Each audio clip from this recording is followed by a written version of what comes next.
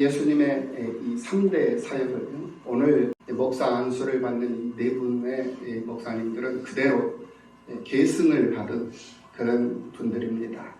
그래서 우리 장로교단의 정통성과 역사성을 이어가고 있는 우리 대한예수교 장로의 총회 호원 소속되어 있는 경기노회의 이 목사됨을 늘 잊지 말고 늘 기억하면서 노회원으로서의 사명을 잘 감당하는 그런 목사님들이 다 되시기를 예수님의 이름으로 축복합니다. 아멘. 사도 바울은 고린도 후서 2장에서 그리고 3장에서 너희는 그리스도의 편지다 라고 얘기를 하시고 또 너희는 그리스도의 향기다 라고 말씀을 하시는 것을 볼 수가 있습니다. 아름다운 향기를 뿜어내는 그리스도인으로서의 세상을 삶을 살아야 됨을 말씀하신 것이고 또 모든 사람들에게 좋은 소식을 전해줄 수 있는 기쁨의 소식, 행복한 소식, 비전이 있는 소식, 살리는 그런 소식을 전해줄 수 있는 그런 전달자로 그런 삶을 살아가기를 바라는 마음으로 우리들에게 너희는 그리스도의 편지다, 너희는 그리스도의 향기다 라고 말씀을 하셨던 것입니다. 꽃은 특징이 있습니다. 어떤 특징을 가지고 있느냐? 향기를 냅니다. 그리고 열매를 만들어냅니다. 그리고 뿌리를 내립니다. 싹을 만들어내고 끊임없이 성장을 합니다. 그래서 숲을 이루고 그리고 녹시유를 만들어내는 그런 특징을 가지고 있는 것이 이 식물들이고 이 꽃들입니다. 그런데 뿌리가 없는 꽃이 있어요. 뿌리도 없고 또 열매도 맺지 못하고 줄기도 내지 못하는 그런 꽃이 있습니다. 그런 꽃을 우리는 조화라고 합니다. 여러분들은 하나님 앞에서 조화로 쓰임받지 마시고 살아있는 생화로 날마다 쓰임받는 그런 기쁨이 있기를 예수님의 이름으로 축원합니다. 살다 보면 자신도 모르는 사이에 조화로 사는 사람들이 있습니다. 근본도 없고 뿌리도 없고 떠돌아다니는 떠돌이, 영적인 노숙자, 그런 뿌리도 없고 근본도 없는 새싹을 만들어내지 못하는 조화처럼 그런 인생을 사는 사람들이 있어요.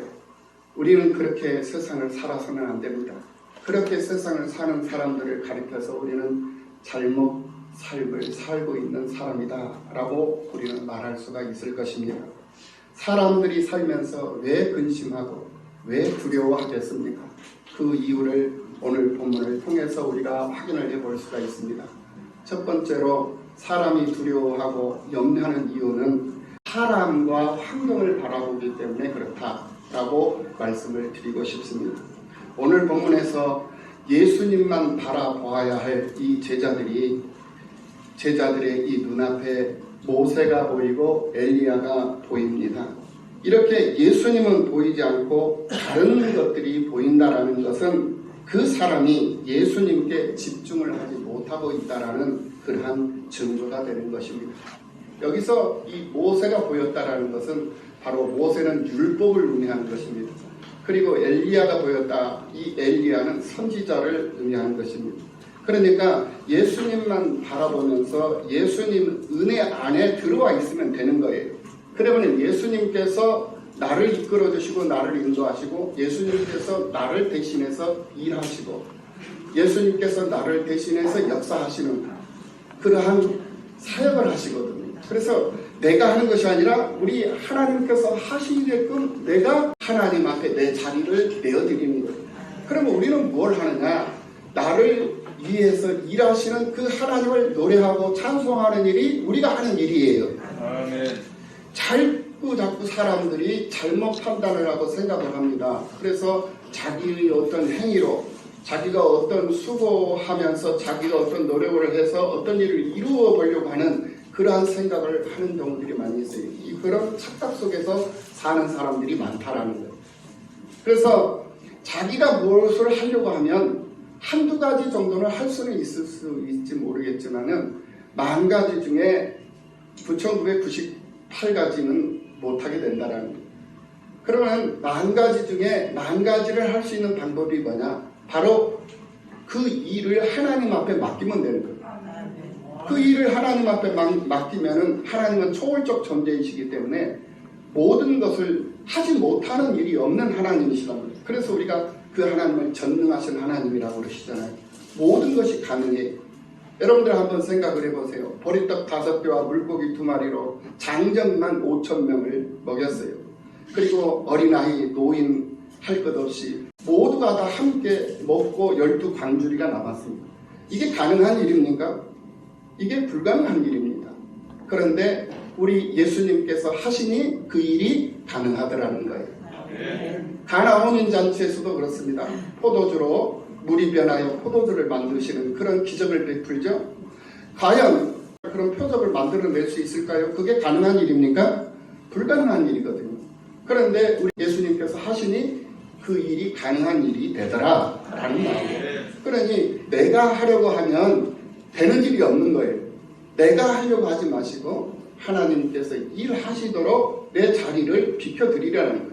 내어놓으라는 거예요. 내 자리를 내려놓으라는 거예요.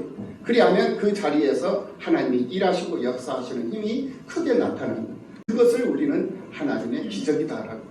그 하나님의 기적 속 주인공이 될 수 있는 여러분들이 다 되시기를 예수님의 이름으로 축원합니다. 아멘. 예언에 편중된 환경을 보고 율법주의자가 되어서 자기의 힘으로 무엇인가를 해보려고 하는 그런 인간적인 생각을 한다라는 것, 그러한 생각을 할 때 제자들에게 두려움이 임했고 제자들에게 근심함이 생겨났던 것을 오늘 본문을 통해서 우리가 확인을 해볼 수가 있습니다. 마태복음 14장 30절 말씀에서도 예수님만 바라보고 물 위를 걸어야 했던 베드로 사도였습니다. 그런데 배에서 내려서 물 위로 걸어서 예수님께로 가는데 갑자기 몰아치는 바람이 몰아치니까 예수님을 보고 있던 이 베드로가 예수님을 보지 않고 바람을 본 거예요. 바람을 보는 그 순간에 이 베드로는 바닷물 속으로 빠져 들어갔다라는 것을 우리는 분명히 확인해 볼 수가 있습니다. 그렇다면 왜 우리가 세상을 살면서 예수님께 집중하지 못하고 세상을 사는가? 그것은 바로 사람을 보기 때문에 그렇다. 그것은 바로 환경을 보기 때문에 그렇다. 사람을 보고 환경을 보기 때문에 우리는 예수님께 집중을 하지 못하고 자기의 본분을 떠난 자로서의 세상을 살아버리고 만다라는 거예요. 두 번째로 우리가 세상을 살면서 왜 근심하고 두려워하는가? 그 이유는 하나님의 뜻을 깨닫지 못하기 때문에 그러다라는 거예요. 오늘 마태복음 17장 22절 이하 23절 말씀을 보면 갈릴리에 모일 때 예수께서 제자들에게 이르시되 인자가 장차 사람들의 손에 넘겨져 죽임을 당하고 제3일에 살아나리라 하시니 제자들이 매우 근심하더라 라고 말씀을 하고 있는 것을 볼 수가 있습니다. 그렇습니다. 하나님의 뜻을 분별하지 못하고 깨닫지 못하니 제자들이 근심할 수밖에 없었던 것이었습니다. 우리도 그런 것입니다. 하나님의 뜻을 헤아리지 못하고 하나님의 뜻을 깨닫지 못하면 우리도 근심하게 된다라는 말이에요. 마태복음 16장 13절 말씀에서 예수님은 제자들에게 묻습니다. 사람들이 인자를 누구라 하느냐? 14절 말씀에서 이르되 더러는 세례 요한, 더러는 엘리야, 어떤 이는 에레미야나 선지자 중에 하나라 하더이다 라고 말씀을 합니다. 그러자 예수님께서 그럼 너희는 나를 누구라 하느냐 묻습니다. 그때 시몬 베드로가 대답하여 이르되 주는 그리스도시요 살아계신 하나님의 아들이십니다. 100점짜리 신앙 고백을 합니다. 그러면서 17절 말씀에서 그때 주님은 바요나 시몬아 내가 복이 있도다 라고 말씀하시면서 베드로에게 3가지의 약속을 합니다. 주는 그리스도시요 하나님의 아들이라 고백하는 이 반석 위에 내가 교회를 세울 것이다. 내 교회를 세울 것이다. 그리고 음부의 권세가 그 교회를 이기지 못할 것. 그리고 땅에서 매면 하늘에서도 매일 것이요 땅에서 풀면 하늘에서도 풀리리라 라고 하면서 천국 열쇠를 주시겠다라는 그런 약속이었습니다. 이 말씀은 곧 주 되신 그리스도 이 예수를 베드로에게 그리고 제자들에게 주시겠다라는 그런 약속이었습니다. 반석은 베드로에 대한 뜻이 이름에 대한 뜻입니다만 여기서 주님께서 말씀하시는 이 반석은 베드로가 아닌 베드로가 고백한 바로 예수님이셨다라는 거예요. 그리고 음부의 권세를 이기시는 이가 바로 예수님이시고 천국의 열쇠도 바로 예수님이시고 반석도 베드로가 신앙 고백한 그 신앙의 그 고백의 대상인 예수 그리스도시요 음부의 권세를 이기는 자도 예수 그리스도시요 천국을 열 수 있는 천국 열쇠도 바로 예수 그리스도다라는 말씀이에요. 그리고는 마태복음 16장 21절 말씀에서 예수님께서 제자들에게 처음으로 십자가의 고난을 말씀을 하셔요. 그러면서 장로들과 대제사장들과 서기관들에게 많은 고난을 받고 죽임을 당하고 제3일에 살아나야 할 것을 제자들에게 비로소 나타내시니 22절에서 베드로가 예수를 붙들고 항변하여 이르되 주여 그리 마옵소서 이 일이 결코 죽게 미치지 아니하리이다 라고 만류를 합니다. 그 순간 예수님은 이 베드로에게 사탄아 내 뒤로 물러가라. 너는 나를 넘어지게 하는 자로다. 내가 하나님의 일을 생각하지 아니하고 도리어 사람의 일을 생각하는도다 라고 말씀하시면서 베드로를 향해서 사탄이라고 왜 사람의 생각을 하기 때문에 왜 하나님의 뜻을 깨닫지 못하기 때문에 잘못 행동을 하고 잘못 판단을 하고 잘못 말을 하고 잘못 생각을 해서 잘못된 방향으로 세상을 살아가고 있다는 거예요. 그러면서 마태복음 16장 24절 말씀에서 이에 예수께서 제자들에게 이르시되 누구든지 나를 따라오려거든 자기를 부인하고 자기 십자가를 지고 나를 따를 것이니라 라고 말씀을 하십니다. 하나님의 뜻을 깨닫지 못하고 사람의 일을 생각을 할 때에 그때 사탄이 그 사람을 넘어지게 한다. 그러므로 우리는 두려움 없는 삶을 살아야 돼요. 근심 걱정 없는 삶을 살아야 돼요. 그러려면 어떻게 해야 된다? 바로 하나님의 뜻을 헤아리고 하나님의 뜻이 무엇인가를 깨닫는 그런 일에 집중을 하고 세상을 살면 우리는 근심하지 않는 삶을 살 수 있다는 거예요. 할렐루야. 그러므로 사람을 봐서도 안 되고 그러므로 환경을 봐서도 안 된다라는, 사람을 보고 환경을 보면 사람은 생각을 하게 됩니다. 그 사람이 어떤 생각을 하느냐에 따라서 그 사람은 어떤 말을 하게 됩니다. 그러니까 생각하는 대로 말을 합니다. 그리고 표현을 해요. 말로 표현을 하고 행동으로 표현을 해요.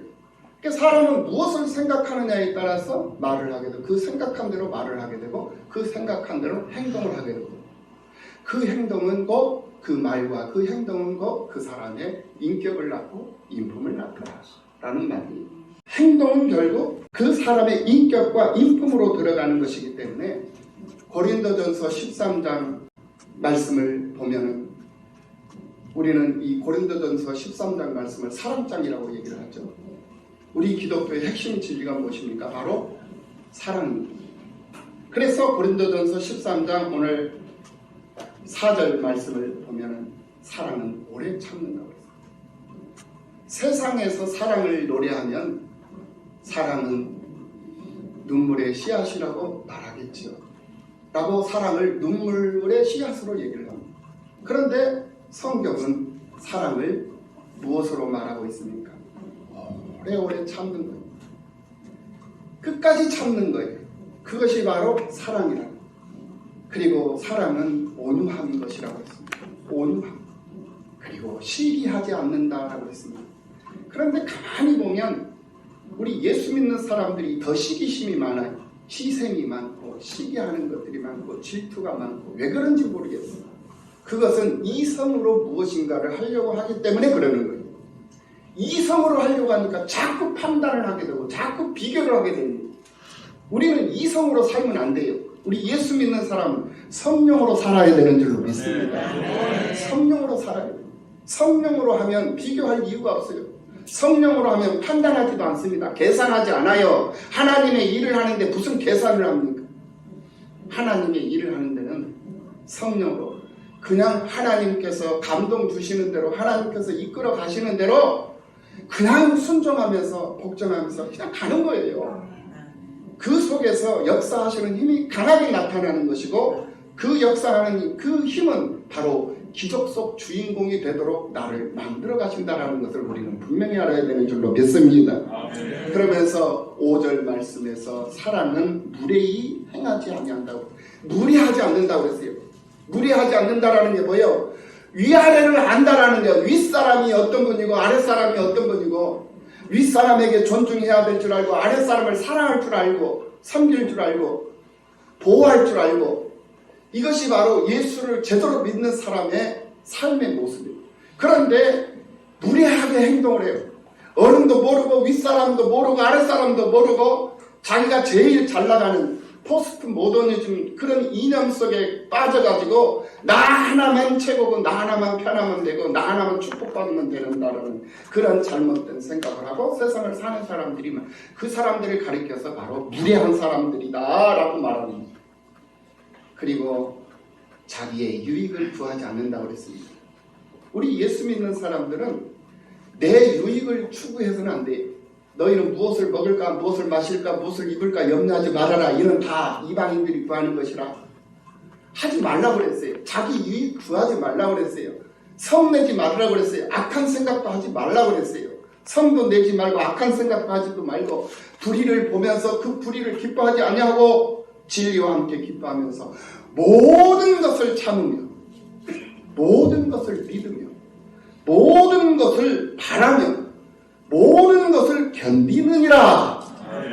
이것이 바로 기독교의 우리 핵심 진리인 사랑이다라는 사랑.